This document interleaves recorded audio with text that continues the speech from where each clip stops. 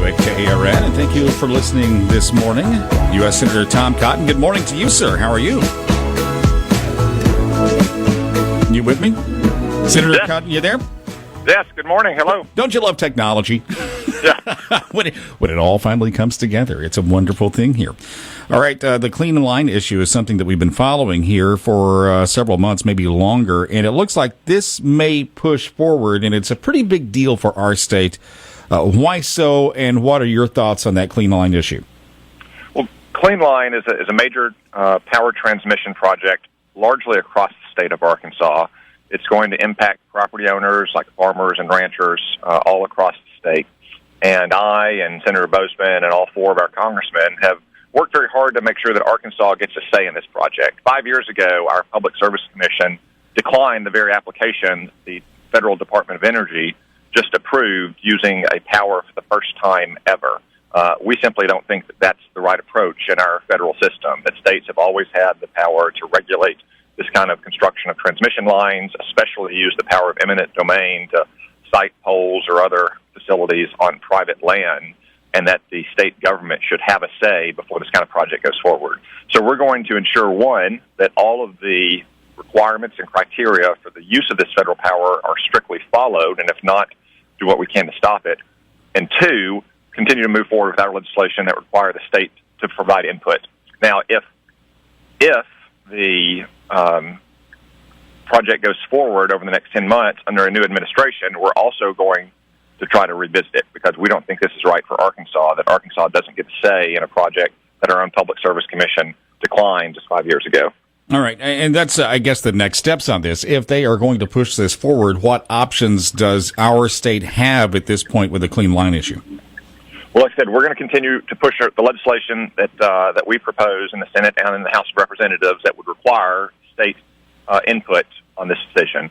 Two, we're going to make sure that the criteria and the standards for the Department of Energy to use this power are very strictly followed.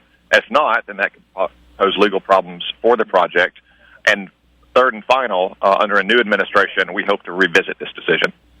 Do we have anything that we can do as far as appeal, a court appeal, anything along those lines? It's possible that there could be private litigation. That would be in the hands of private landowners or maybe associations of landowners. What we're focused on in the Congress is what we can do as your elected representatives.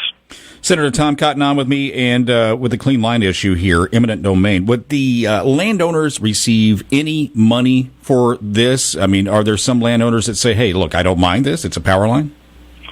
Yes, absolutely. Under the Constitution, while governments at every level have the power of eminent domain to build important public projects like highways or railroads or what have you, just compensation has to be provided. Now, there are some wrinkles, though. Obviously, if a landowner does not think the company is providing just compensation, then it might require litigation, and if that's the case, then some of the compensation could be eaten up by lawyers' fees. And there's the more general issue that for a lot of people, the family farm or the family ranch is something that goes back many generations, and they simply prefer not to give over part of that land to a large transmission tower or to give an easement where people have to be driving back and forth on it. So I'm worried about the federal government using this power of eminent domain in this way, literally for the first time ever, when our state government specifically declined this very project just a few years ago. Senator Tom Cotton, we're a week away from the attacks in Brussels. We had an attack over the weekend in Pakistan. What's your thoughts on those situations? Well, the attack in Pakistan shows the kind of utter evil and depravity we face from Islamic terrorists. Many young families, Christians, had gone to a park to celebrate Easter, just like I did with my wife and my 11-month-old child for his first Easter at our church in Dardanelle and then our family farm. And these terrorists targeted that park specifically on Easter to maim and murder these young families and their young children. You cannot conciliate with that kind of evil. You cannot peacefully coexist with it.